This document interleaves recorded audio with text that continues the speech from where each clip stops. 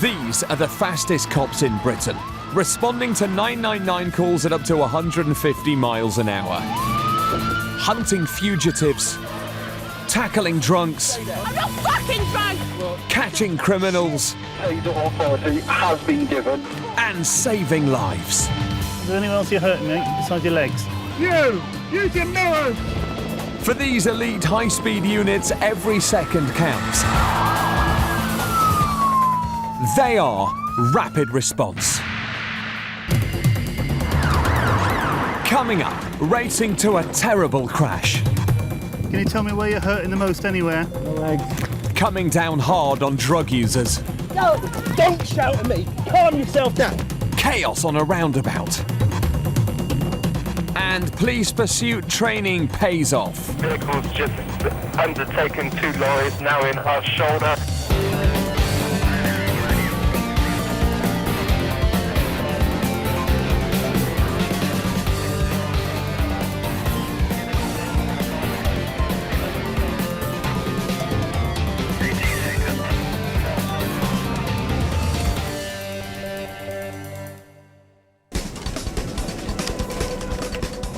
Wiltshire.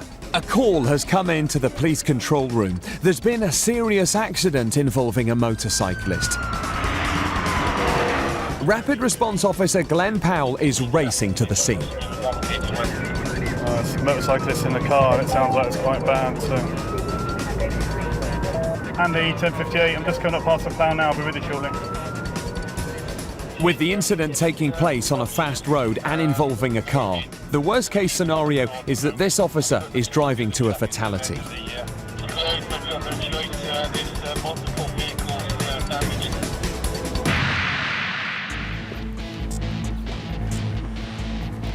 Rapid response officers in Wales are out of their cars and are about to raid a property where they suspect there are Class A drugs.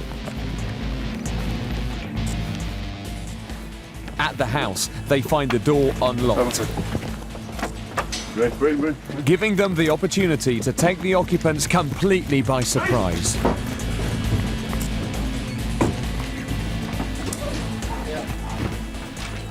Hiya, it's a police search warrant. Give me your hand so I can see him.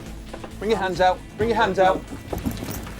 And it works. A man and woman are arrested before they even get out of bed. Just bring your legs off there. But the male suspect doesn't take too kindly to his early morning wake-up call. You know my fucking name, so use it. I don't know your name. Fucking pull I don't know your name. Up, dickhead. Right, turn round and I'll do that for you now. Don't fucking get arsey. I'm going to help you now. Turn round and face the wall and I'll pull your trousers up. Pull my trousers up, do my trousers. Turn round and I'll pull them up. Then, as the cops try and cuff him, he kicks off. If there's no fucking female, you fucking can't fucking go. Don't shout at me! Calm yourself down! Fucking at your face. I'm not hitting you, you calm down, search him first. Clean out. Let me get out. Right, come on. I locked you, clean out. Pack your fucking in. That's this. As the man is searched downstairs, PC Dillon starts searching the room. Drug paraphernalia and what looks like possible evidence of drug use is scattered everywhere. What I'm finding now is lots of paraphernalia that would associate with heroin use. I'm just working my way through now to see what we got. Unbelievably, it seems the couple have been sleeping in it. Then Officer Dillon does find drugs. I imagine that belongs to the lad. Yeah. He got too much previous to be warned, didn't he? What I found is cannabis resin. Found it in the tobacco pouch next to his bed. This is enough for the cops to arrest him. While I was searching your next to the side of your bed, I found a tobacco pouch. Is that yours? Yeah. Yeah, and this was inside it, yeah? Yeah. All right, got to point out possession of cannabis in the offence, and you've been arrested now on suspicion of possession of controlled drugs. Even though only a small amount of cannabis was found during the raid, the operation was a success. Back at the police station, the suspect also admitted to possessing heroin. Coming down hard on drug users is the first line of attack in disrupting the drugs trade. The UK's rapid response cops police some of the most dangerous roads in Europe. It's estimated that 7 people a day are killed on Britain's roads, and it's these cops who have to pick up the pieces. PC Glenn Powell is part of the Swindon Rapid Response Team. Their job is to get to crashes as fast as possible. Death and horrific injury can often be a part of their daily routine. At the scene of the head-on collision between a motorbike and a car, PC Pal's first task is to assess the condition of the biker, and it's not good. Where's your car? Hello, matey. My name's Glenn, I'm a traffic cop. Okay, I'm a motorcyclist as well, so I know you're feeling. Can you tell me where you're hurting the most anywhere? The legs. Both legs? Yeah. Okay. Yeah, serious leg injuries, ×2 if you can make your way. I'm just trying to do, Rob, is just see what you've got. He almost hit me, but don't worry about that, bud. Listen, you're in one piecemeal, mate. That's the main thing at the moment, isn't it? The biker is unable to move. Right, let's just stay with it for a sec. Is there anyone else you're hurting, mate, besides your legs? Hands a little bit. Only my legs, they hurt. Okay, all right, we've got an ambulance on the way, all right? I don't want to move for a moment because if you've got a break. Okay, what I'm going to look at doing in a minute is wait till they get there before I take your helmet off. So I know you're probably hot with your helmet on, okay? You hear where I'm coming from? Yeah. All right, so just, that's good. Okay, just stay with us. Can you just put a bit of pressure against his back? Or kneel down? Debris is scattered across the road. The impact of the head-on collision was so massive that the motorbike is barely recognisable, its rear wheel ripped from the chassis. The first point of impact was probably the rider's legs. The motorcyclist's injuries are quite severe. He has quite extensive right leg injuries with what we would class as compound open fractures at the top, his ankle, his knee, so his right leg is in quite a bad way. An ambulance has arrived at the scene. The fate of the motorcyclist is now in the hands of the paramedics. His biker friend can only look on helplessly. The man's injuries are serious. He may lose his legs. Getting him onto the stretcher and into the ambulance is going to be extremely painful. Well. That's good. Ready, steady, roll. That's good, that's good. Deep breath, deep breath, deep breath. It's actually hurting there. Everyone ready? Okay, 1, 2, 3. Up. With the biker being rushed to hospital, PC Pal's attention now turns to witnesses. Others involved have been left in shock by the horrific scenes. I'm okay. No, I can't be good. Come and sit in the car for me, okay? Okay. Can we sit just there on the back seat? Okay, all right. The car and the second motorcycle have come together, and obviously what we're doing now is ascertaining how that's happened, whether they're both right at the centre of the road and clipped, or whether one person is more at fault than the other, and that's why we have a collision investigator that's here now. He's marking up the road for the first point of impact, and as you appreciate, with so many other vehicles involved, several people have come forward with various bits of information. A man could have lost his life here, so every detail is meticulously recorded from the road. Investigators can then determine the cause of the accident.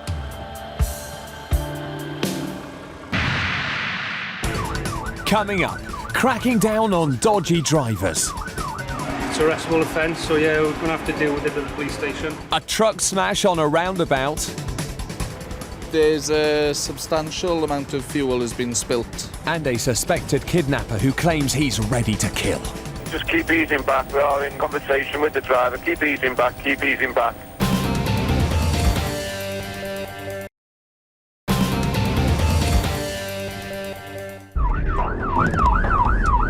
Wiltshire. A rapid response unit is in pursuit of a runaway vehicle. GJ Whiskey Hotel 32. I'm declaring initial phase pursuit. Initial phase pursuit.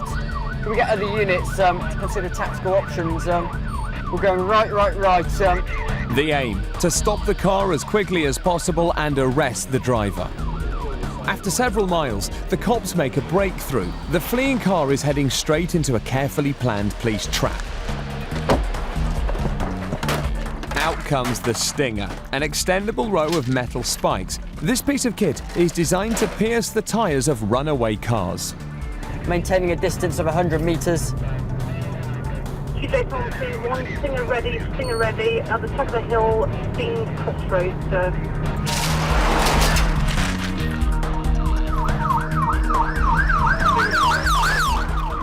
With the car's tyres punctured, this pursuit is at an end.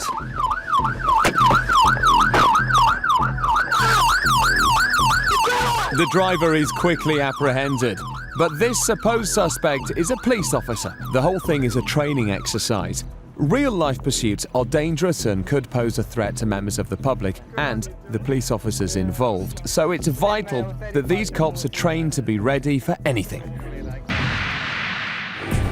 But the police never know when they may be confronted by a situation like this for real. The M4 motorway and rapid response officers are following a car that's been involved in a recent burglary.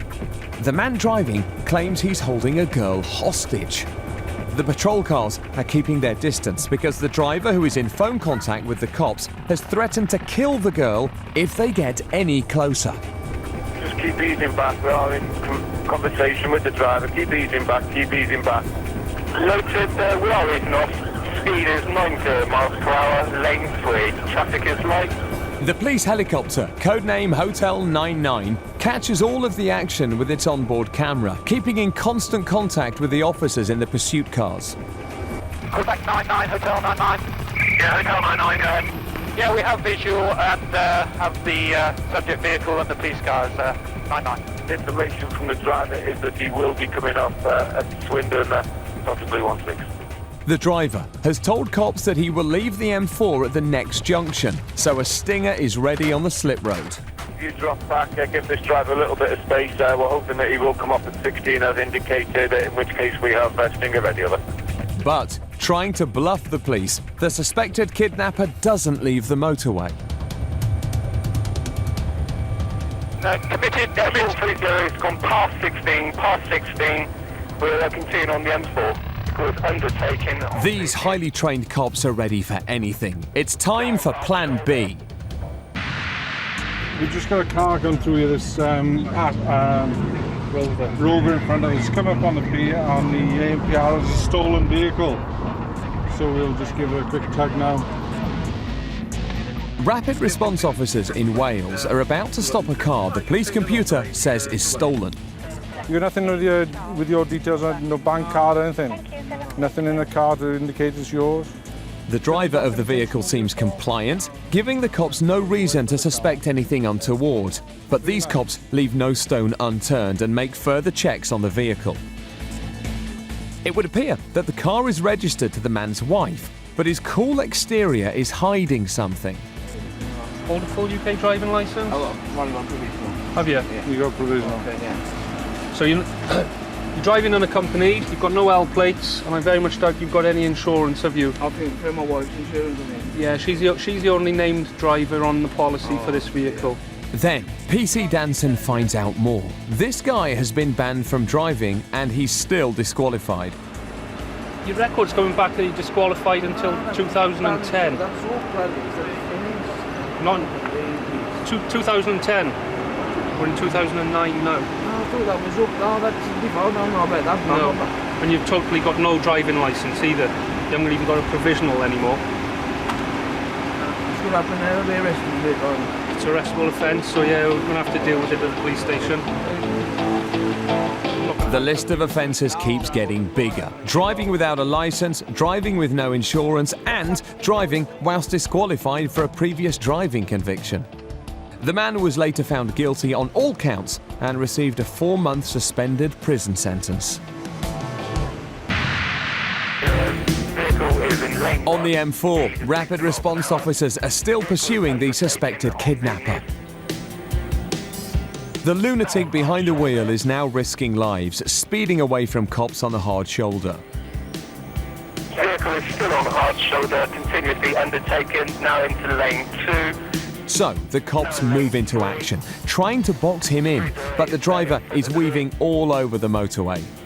Speed 80, vehicles just undertaken 2 lorries, now in hard shoulder. Now followed by 3 patrol cars, the speed of the wanted vehicle picks up. Vehicle is 90 miles per hour, it's back into lane 2. With the driver becoming more and more reckless, the cops know they have to end this as soon as possible. A rapid response vehicle passes the car on the inside and another closes in. Realizing he has no chance of outdriving these highly trained officers, this criminal ditches the car and tries to make a run for it. Indigo 99 is off the motorway, got into the ditch, stand by. The cops' training has paid off. The suspect is taken down and cuffed. It turns out that the other person in the car wasn't a hostage. It was his girlfriend. So, she's nicked as well. The man was later found guilty of burglary, theft and dangerous driving and was sentenced to more than 3 years in prison. The Dyfed-Powys Police Control Room have received an emergency call about a lorry that's crashed in a town. The lorry's overturned. Fire and ambulance have been requested, so you can only assume that there's injuries with it. PC Justin Williams is en route. With over 500 people a week killed or seriously injured on UK roads, incidents like this are given the highest emergency status. Yes, literally just arrived here now. A bit of chaos here at the moment. At the scene, the carnage is clear to see. A lorry on its side and bales of hay scattered everywhere. There's a substantial amount of fuel has been spilt from the vehicle onto the carriageway.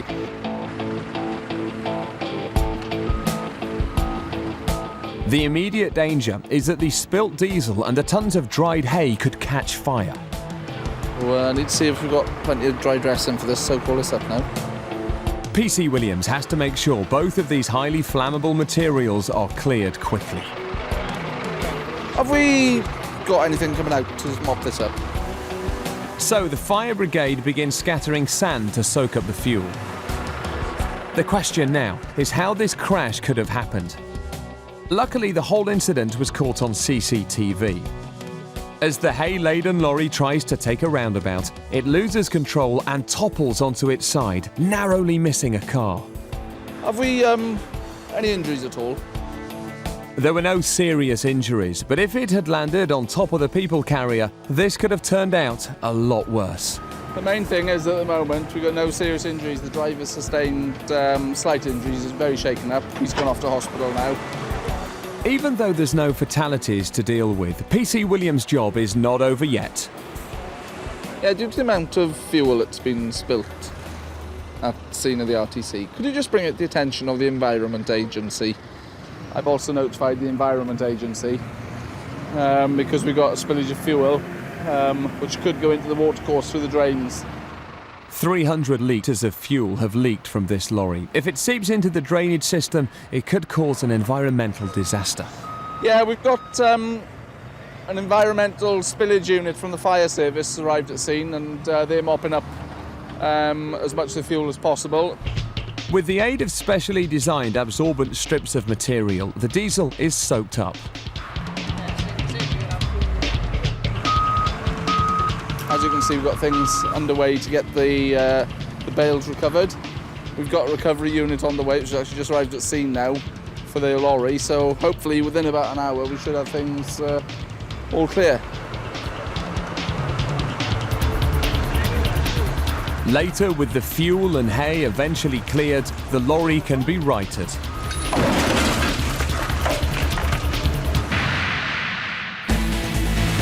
In Wiltshire, a torrential downpour means that the roads have become highly dangerous. With visibility low, drivers of all vehicles should be taking extra care. But despite the weather, Rapid Response Officer George Rabchak has seen a motorcyclist dicing with death. Got a motorcyclist that was travelling at 60 miles an hour in clearly conditions where 60 miles an hour is not the speed to be doing. He's just done an overtake of this red van into the path of an oncoming car. By speeding and overtaking recklessly, this biker is not only risking his own life, but the safety of other road users.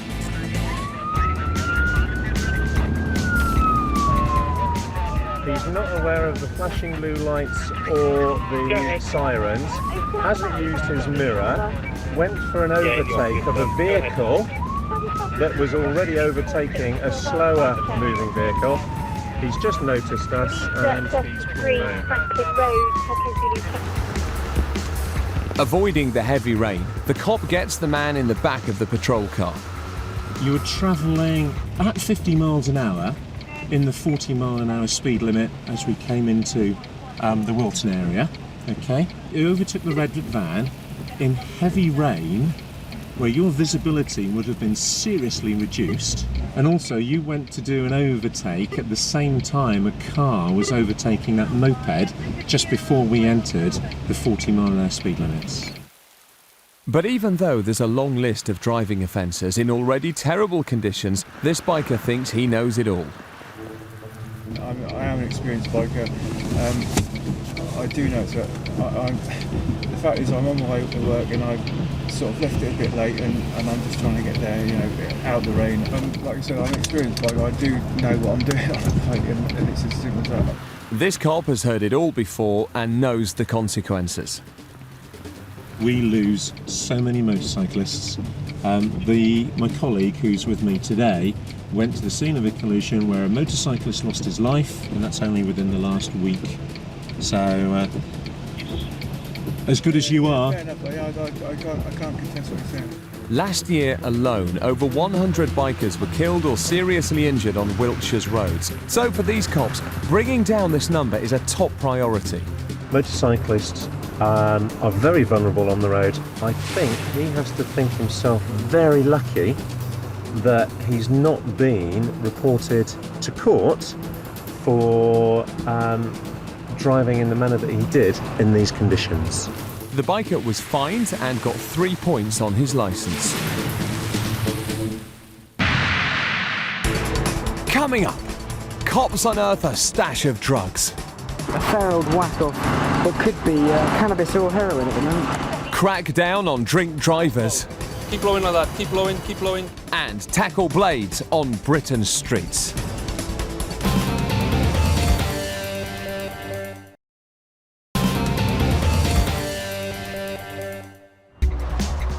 Wiltshire, home of the M4 corridor, linking London to the West Country and Wales. It's one of the busiest motorways in Britain. And with almost 4,000 vehicles travelling on this stretch of road every hour, it's no surprise that it's used as a thoroughfare for criminals and lawbreakers. So today, Wiltshire's rapid response cops are conducting an operation using a high-tech gadget from their crime-fighting armoury. In-car cameras linked to the police national computer can tell cops if a car driving past them is dodgy.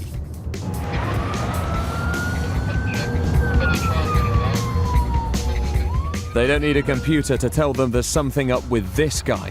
He's failing to give officers his name. Because at the end of the day, if you're not telling me who you are, then you get negative system down at the police station and say you think who we are. But that's who you definitely are. No. Who are you then? He finally does give his name and confesses more. I'll give you time, mate, to come up and be straight with you. You've got no insurance. Not only is this guy not insured to drive, he's not even allowed to drive. He's been done before for motoring offences, meaning the points tally on his licence is quite literally off the scale. I've got a vehicle here and the driver's initially given false details to my colleague. He's currently got 28 points on his licence, which is revoked, and he's admitted to driving without insurance. In relation to having no insurance on your vehicle, the way we'll deal with it, it'll be your vehicle's going to be seized, because you can't drive your vehicle on the road without any insurance. Pardon? Well, I'm stranded here. Well, you should, at the end of the day, you're big enough and all enough, aren't you? The only person he can blame for being stranded is himself. Now, the cops turn their attention to some drugs intelligence they have on the vehicle. He's known to us for drugs offences, so we're going to search him and the vehicle.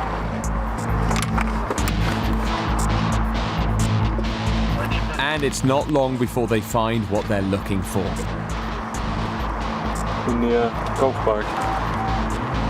Hidden away in the man's possessions is what looks like a large amount of drugs. But there's enough there to suggest that it's in probably possession with intent, which is a fair old whack of what could be cannabis or heroin at the moment. With what seems like a blatant disregard for the law, this driver has failed to give cops his name, has been carrying cannabis, has been driving with no insurance and doesn't even have a licence. In fact, the tally of offences is so long that even the police have to remind themselves of what they can charge him with. Nicking for the no insurance. Yeah. He's driving otherwise in accordance. Yeah. Okay, you could do him for obstructive if he's giving you false details. And then, but that doesn't tend to go anywhere. And then just the possession with intent. Yeah, okay. Sounds good. All right. I'll do that. Being stranded is no longer a problem for this man. He's got a lift to the nick.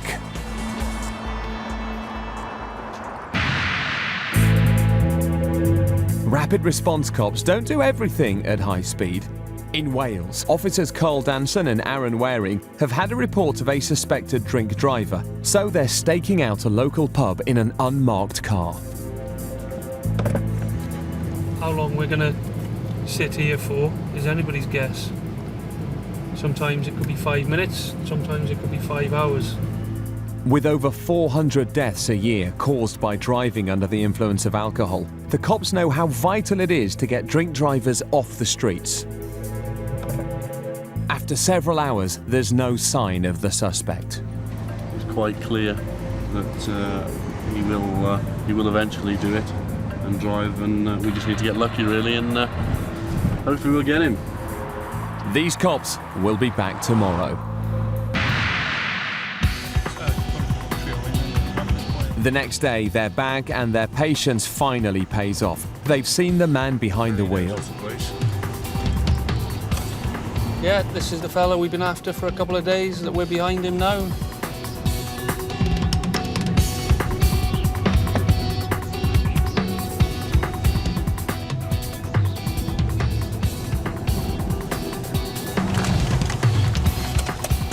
Have you had anything to drink today? The man doesn't try to hide how many drinks he's had. How much have you had to drink? About 3 pints. About 3 pints. You take a deep breath. And blow. Keep blowing like that. Keep blowing, keep blowing, keep blowing, keep blowing. There we are. Sample's been taken. Analysing that sample. As you can see there, test result is 48 and you failed a roadside breath test. Yeah. At the moment, he is only slightly over the limit. So, he'll be taking a trip back to the station. All drivers who are over the limit at the roadside are given another, more accurate breath test at the police station. Just blow evenly and naturally until I tell you to stop. And blow. As the man's been drinking recently, the alcohol in his system is still rising. He's becoming more and more intoxicated as the booze takes effect. It goes to show the hidden danger of drink driving. If he was still behind the wheel of his car, he'd be getting more inebriated by the minute.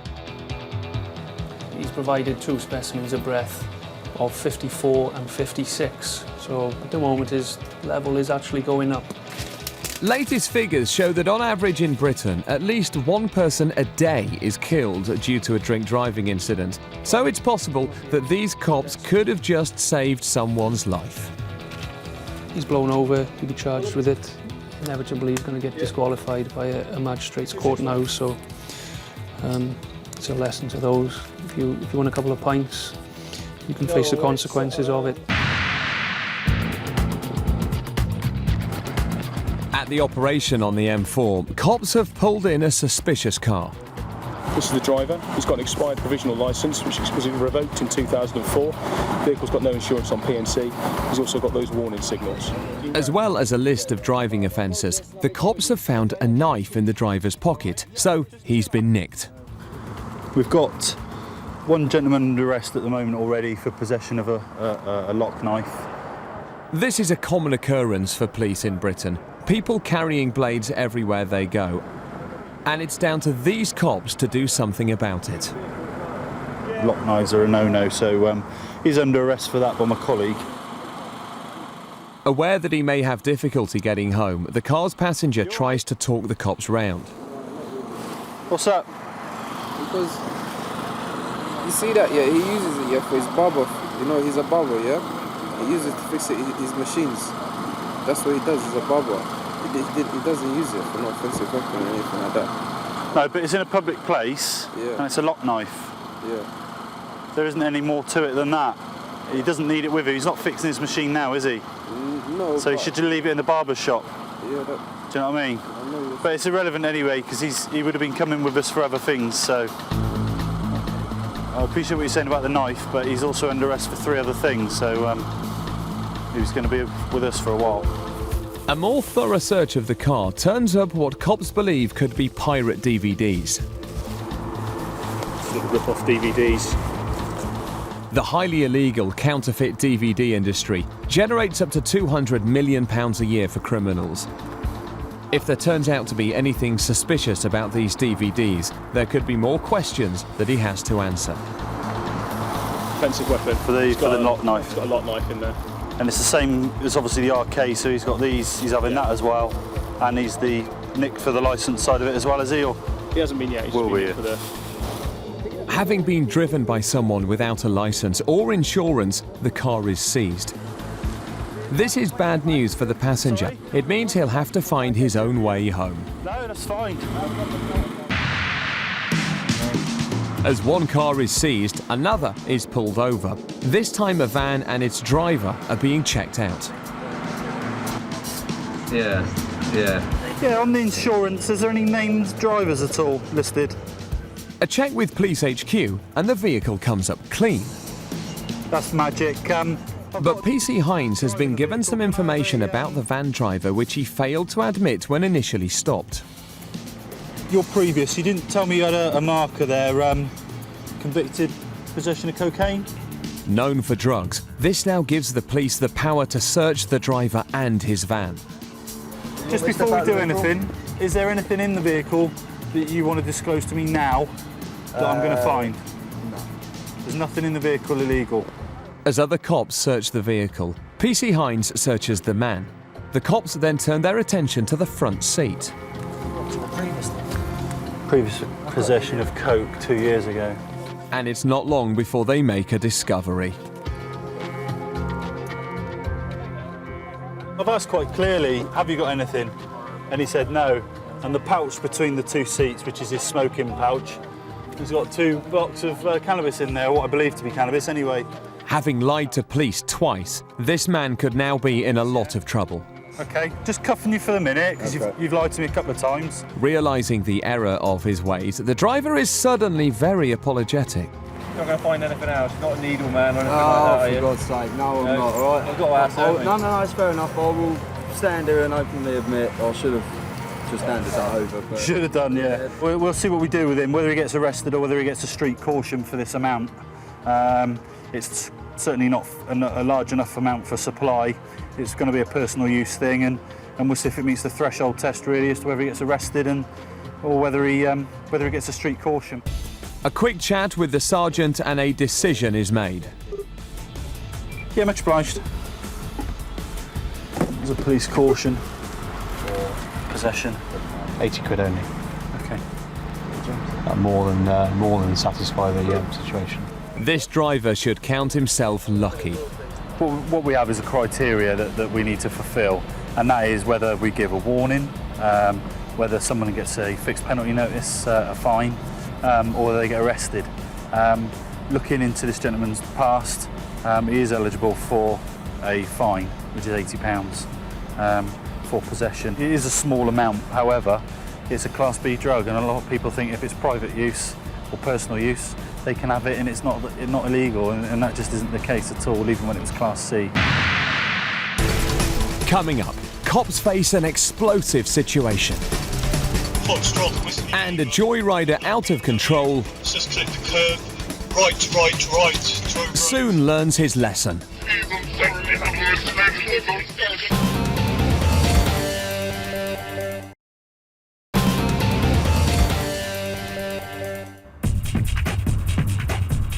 Night falls over Wiltshire. This is when the police are at their busiest. In Swindon, rapid response cops have tried to pull over a car, but whoever is driving it has no intention of stopping. PJ Delta, Whiskey Bravo, 86. They've got a further stop. Currently heading towards Lapham Road, out onto Drove Road, black BMW over. All the action is captured on the police onboard camera. Now speeding through residential streets, it's clear that the driver is not in full control of the vehicle. Just click the curb, right, drove road, 806 is the driver. Completely ignoring red lights, there's a good chance he could kill someone.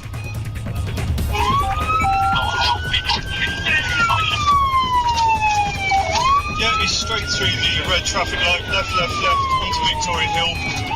Realising he's not going to get away from these officers, eventually he gives up. Onto Mark Road, his speed is now 50 miles an hour. Left, Avenue Road, stand by. Avenue Road, Stop. The cops are out of the car in seconds and the suspect is cuffed.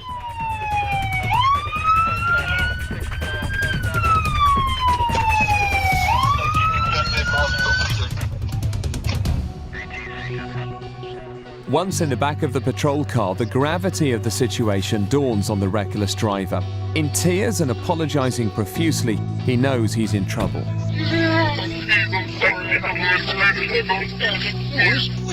The cops then discover why he failed to stop. He's too young to even hold a driving licence, let alone drive a car. Yes, because you're 16, you're allowed to. This kid has made a terrible mistake, but the situation could have been so much worse. No. It's just a good job you never knocked anybody over and killed them. I'm sorry, I got really scared. I never meant to do this. Please. Despite his pleas, this underage driver is going back to the station.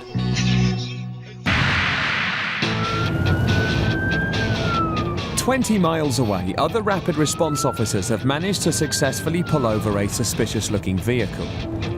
But what was initially a routine stop now looks like it could be more serious. Just want to search the car, Rich. Yeah.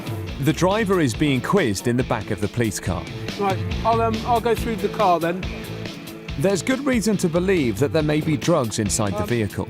My colleague stopped this vehicle, speak to it, come up with a no insurance marker, and smelt cannabis coming from inside the car. And these cops are trained to find the most unassuming piece of evidence. When I've approached the driver, there's a very strong smell of cannabis within the car. I've asked him straight outright whether he's got any prohibited items in the vehicle, and he's produced a small amount of green vegetable matter, which I believe to be herbal cannabis, which the driver stated to me is herbal cannabis. The driver has already confessed to having cannabis, but PC Hatch keeps searching and finds a dubious-looking cigarette. That one was in the door pocket. Whether or not it's got anything on it, it smells fairly normal, I think. But do they inside it at all? Yeah. Is it straight? Is it just normal backy? Is it? Yeah. But on ripping the cigarette open, the cop discovers otherwise. Cannabis. Herbal cannabis mixed in with tobacco. So let's have a quick chat with him about that as well. You can see it clearly there. It's wrapped up with the tobacco.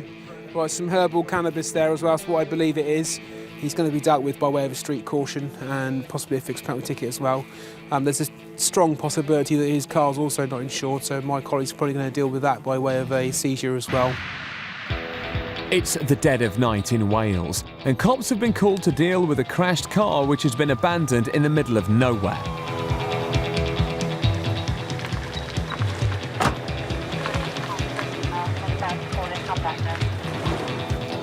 With no one in the vehicle, the main concern for the cops is that the car has been stolen or the driver is lying injured nearby. Suddenly, a man appears out of the darkness. I've had a few beers and I crashed there. Yours, is it? Yeah. Right, come on. And straight away, he comes clean. I was waiting for a phone call there. He's well oiled. I'm just doing a bag now. Call you back. How much have you had? I've had about 5 pints. Yeah. That's you say, do you need a hand up there? Even though he's already admitted that he's had 5 pints, he's still given a breath test. It's pain, isn't it? Fuck, I'm from my job now. This driver later pleaded guilty in court, had to pay £200 in fines and court costs, and was banned from driving for 17 months.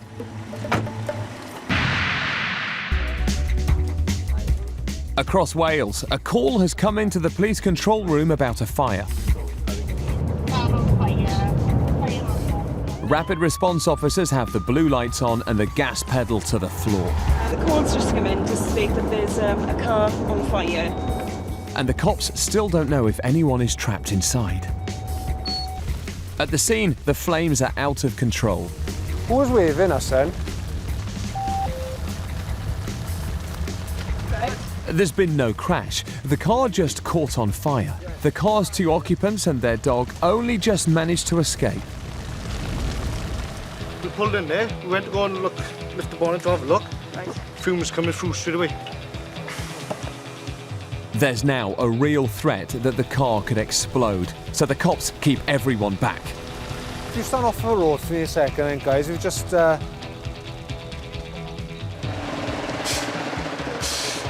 With everyone safely out of the way, the fire brigade arrived to put the blaze out.